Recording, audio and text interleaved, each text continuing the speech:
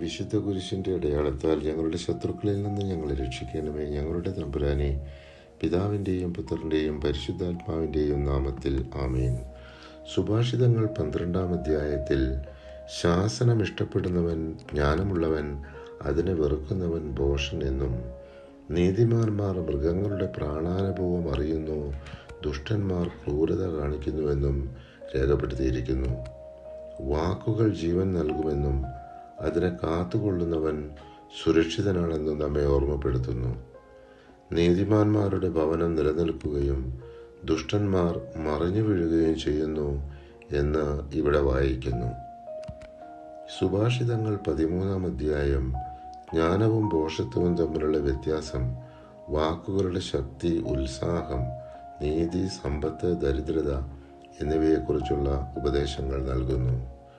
വാക്കുകളിൽ നിയന്ത്രണം പാലിക്കുന്നവൻ തൻ്റെ ജീവൻ സുരക്ഷിതമാക്കുന്നു. അധരങ്ങളെ നിയന്ത്രിക്കാത്തവൻ നാശമടയുന്നു. സുഭാഷിതങ്ങൾ 13-ാം അധ്യായം 3-ാം തിരുവചനം. സുഭാഷിതങ്ങൾ 14-ാം അധ്യായം ജീവിതത്തിൽ ജ്ഞാനത്തോടെയും ദൈവഭക്തിയോടെയും പെരുമാറേണ്ടതിൻ്റെ പ്രാധാന്യം ഓർമ്മിപ്പിക്കുന്നു.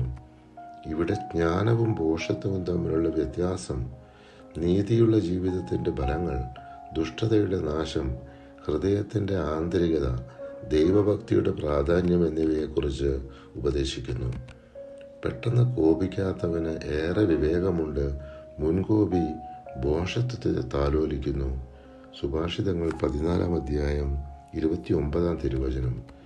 സുഭാഷിതങ്ങൾ 15-ാം അധ്യായം ജ്ഞാനമുള്ള വാക്കുകളുടെ ശക്തിയും ദൈവഭക്തിയുടെ പ്രാധാന്യവും ദുഷ്ടതയുടെ ഫലങ്ങളും വിശദീകരിക്കുന്നു. മൃദുവായ ഉത്തരം ക്രോധത്തെ ശമിപ്പിക്കുന്നു, എന്നാൽ കഠിന വാക്കുകൾ കോപം ഉളവാക്കുന്നു. ദുഷ്ടരുടെ ബലി കർത്താവിന് വെറുപ്പാണ്, സത്യസന്ധരുടെ പ്രാർത്ഥന അവിടുത്തെ സന്തോഷിപ്പിക്കുന്നു. സുഭാഷിതങ്ങൾ 15-ാം അധ്യായം 8-ാം തിരുവചനം.